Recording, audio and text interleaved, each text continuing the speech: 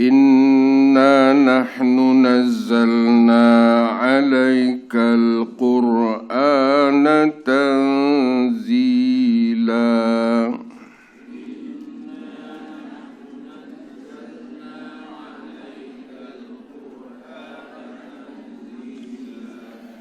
فاصبر لحكم ربك ولا تطع منهم آثما أو كفورا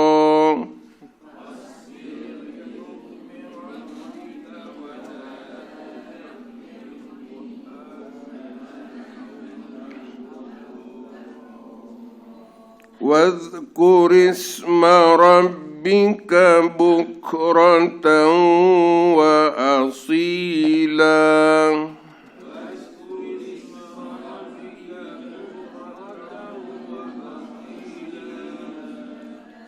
ومن الليل فاسجد له وسبحه ليلا طويلا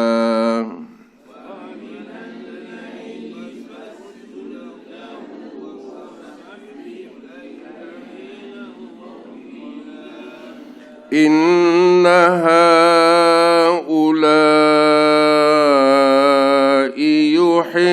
يحبون العاجلة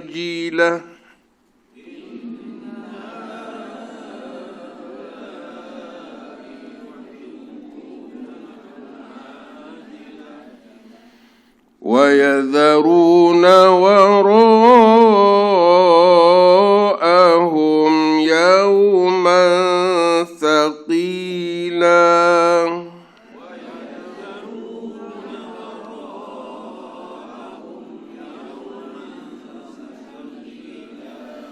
نحن خلقناهم وشددنا أسرهم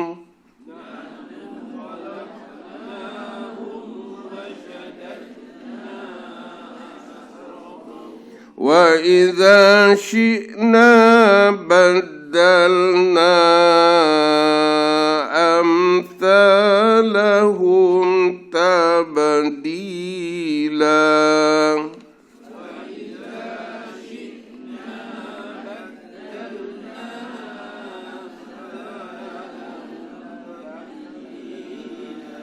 إن هذه تذكرة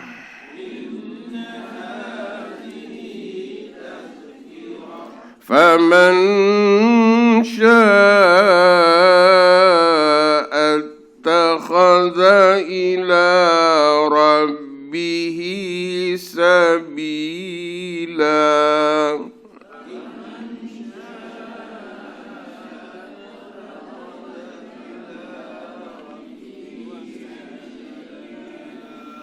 وما تشاءون إلا أن يشاء الله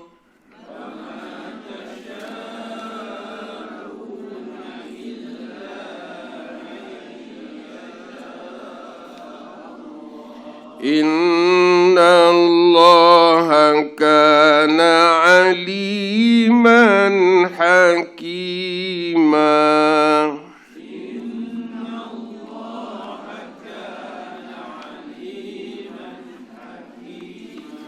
يدخل من يشاء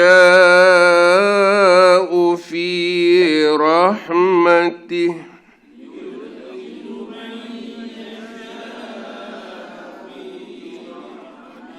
والظالمين أعد لهم عذابا أليما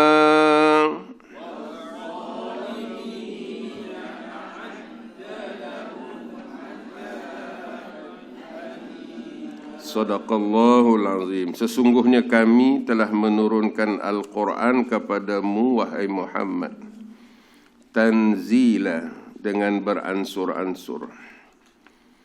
maka bersabarlah engkau melaksanakan ketetapan Tuhan. Janganlah engkau ikut kehendak orang yang berdosa atau orang yang engkar di kalangan mereka. Dan sebutlah nama Tuhanmu pada waktu pagi dan petang. Pada sebahagian malam, sujudlah, bertasbihlah, memuji Allah.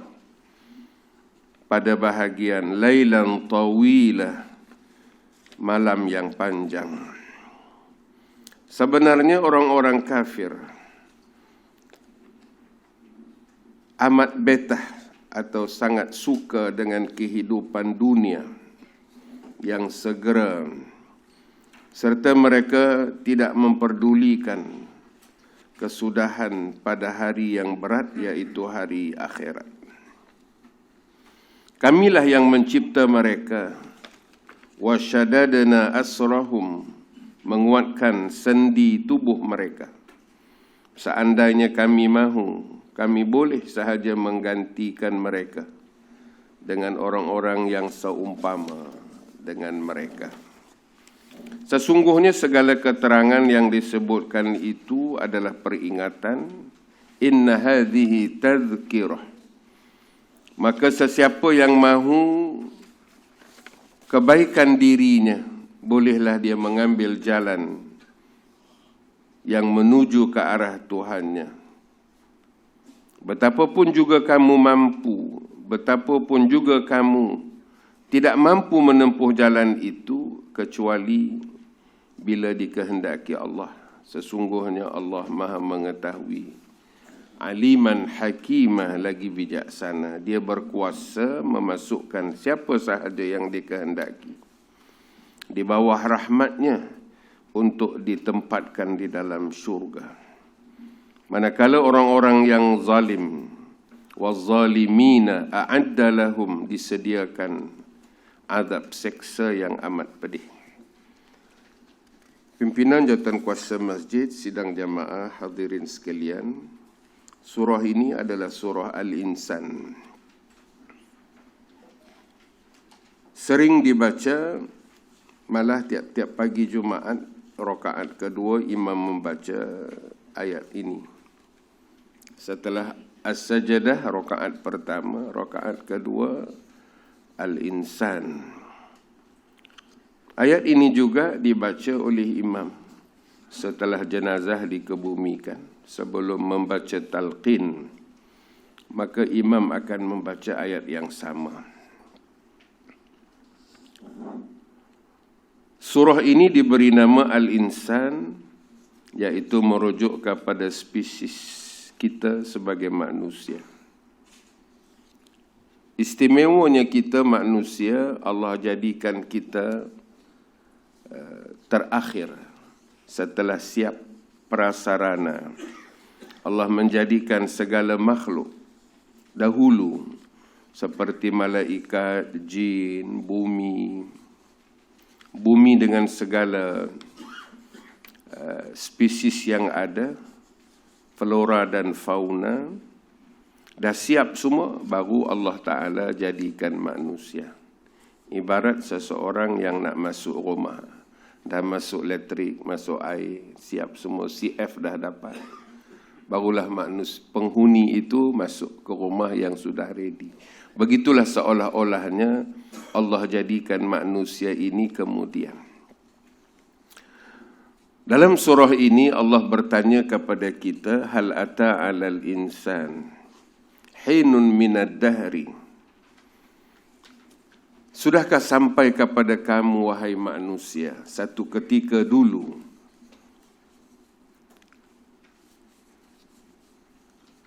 manusia belum disebut orang. Hinun minad dahri lam yakun syai'an madhkura. Manusia belum disebut orang.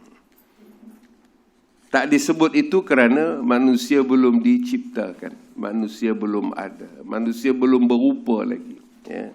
Bagaimanakah spesies manusia ini?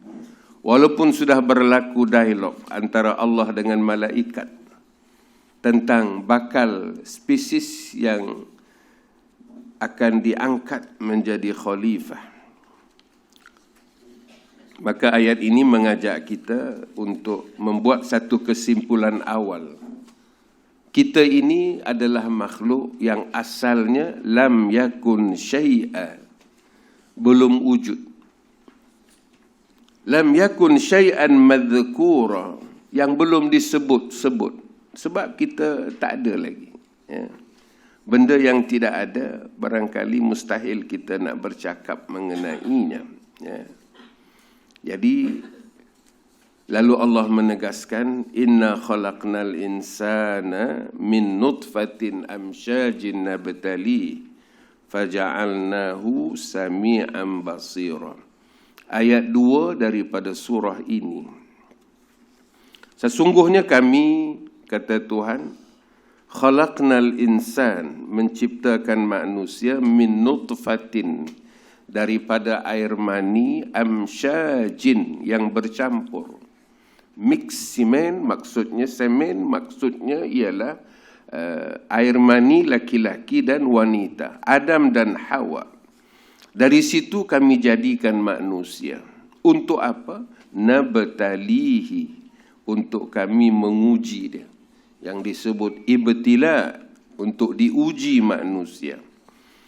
Jadi manusia yang nak diuji ini, kata Tuhan, faja'alnahu, kami jadikannya manusia tadi sami'an basira, pendengaran dan juga penglihatan.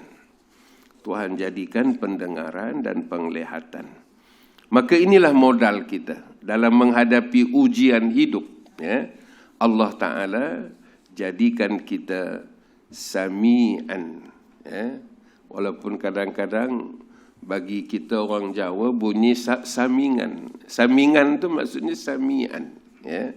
Itu nama-nama Allah dikaitkan dengan nama anak cucu supaya keturunannya itu dekat dengan Tuhan. Sebab itu kadang-kadang nama Allah dijadikan nama panggilan di kalangan manusia. Ya. Ataupun sifat-sifat Allah. Atau nama-nama Allah.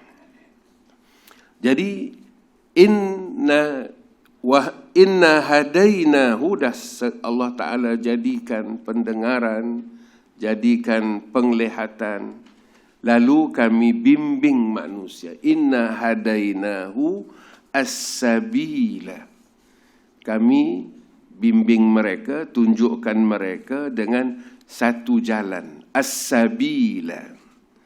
Jadi as-sabila itu ialah agama yang bertolak daripada Al-Quran yang Allah Ta'ala turunkan. Inna nahnu nazzalna alaikal Qur'ana tanzila. Jadi itulah jalan. Tapi Tuhan bagi kebebasan.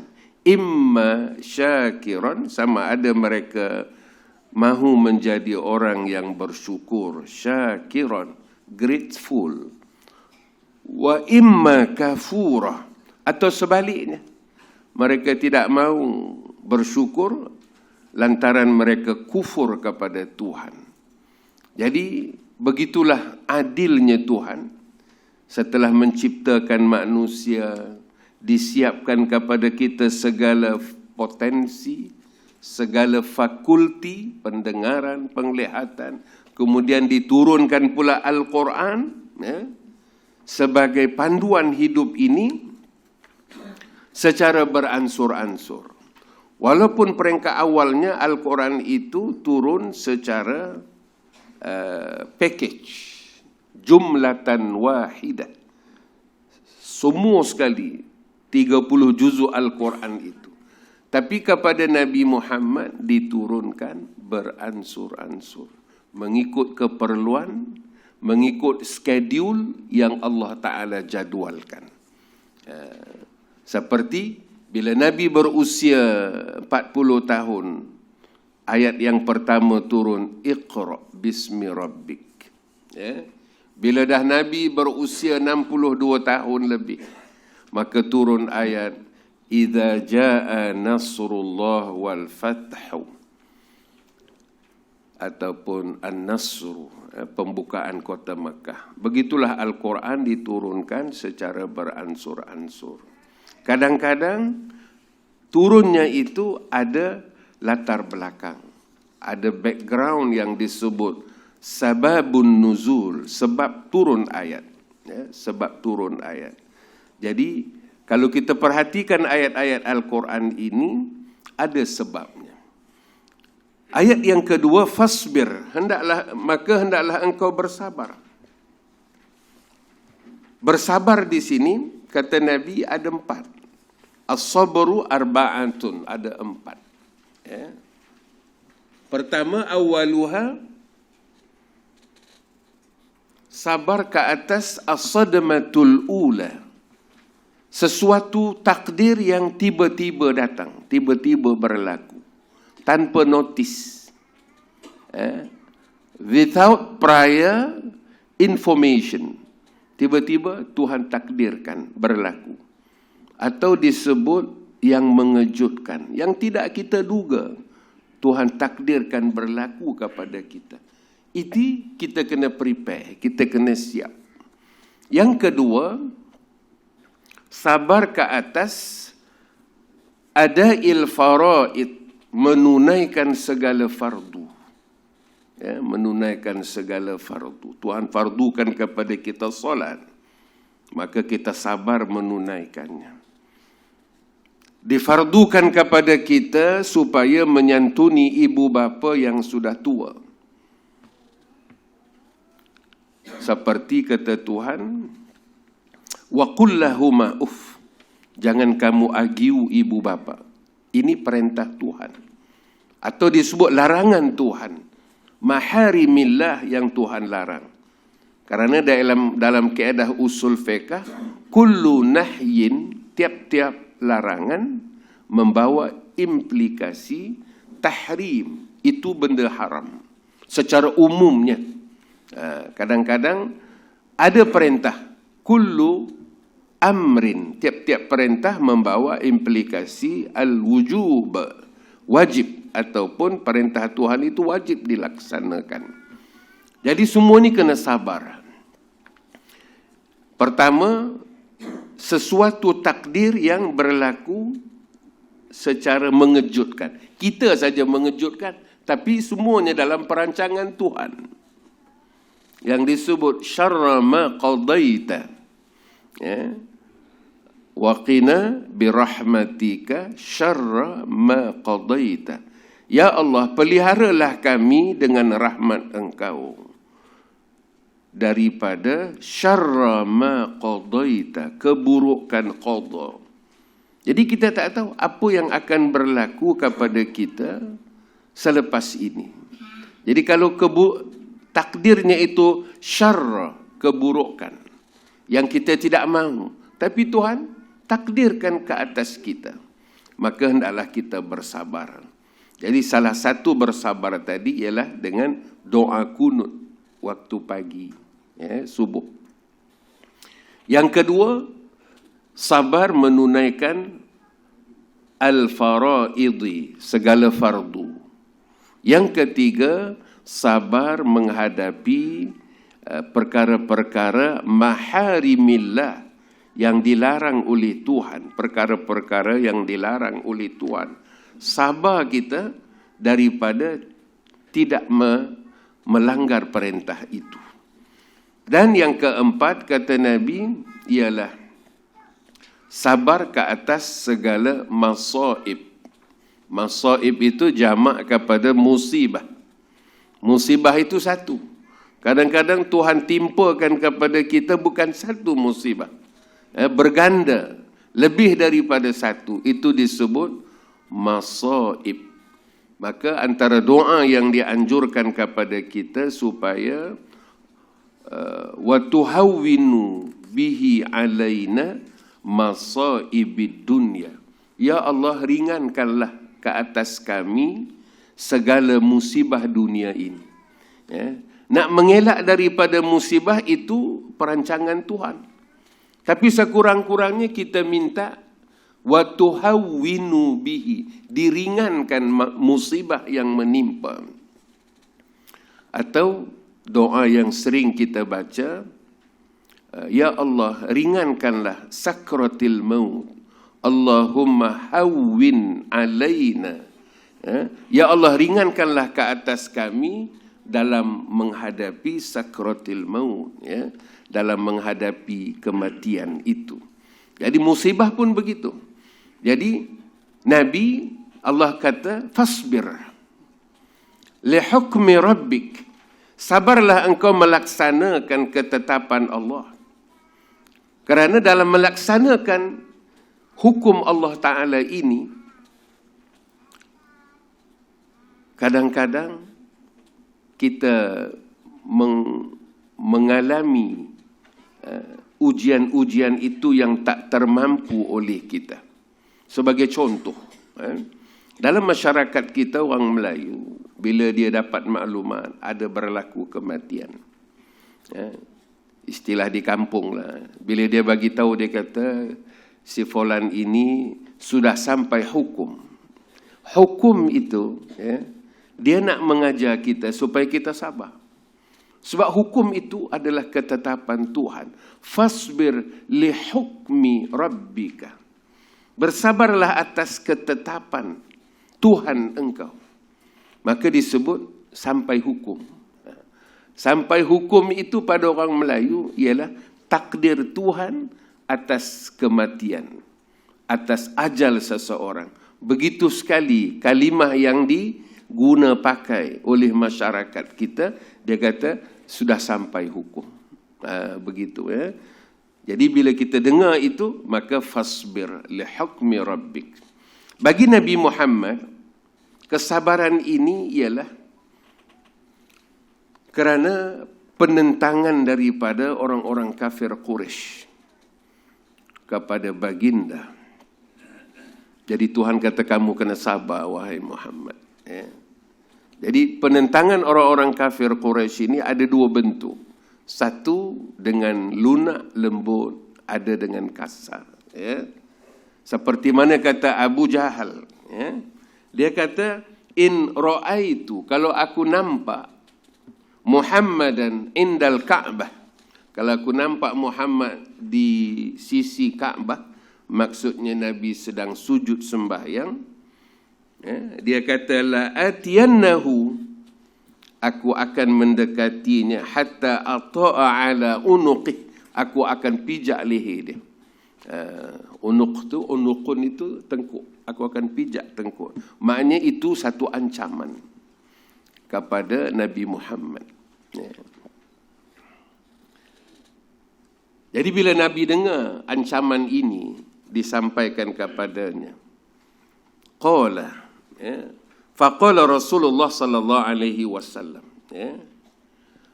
kalau dia bertindak begitu ke atas aku, lau fa'ala, kalau dia bertindak demikian, la akhazathul malaikah, sudah tentulah malaikat datang bertindak ke atasnya. Begitulah maknanya respon Rasulullah.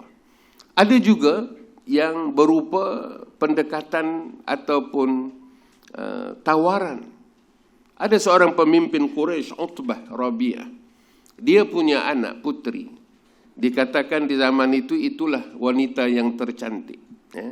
Dia kata, Muhammad, kamu hentikan agama kamu ini. Aku offer untuk kamu menjadi suami kepada anak aku.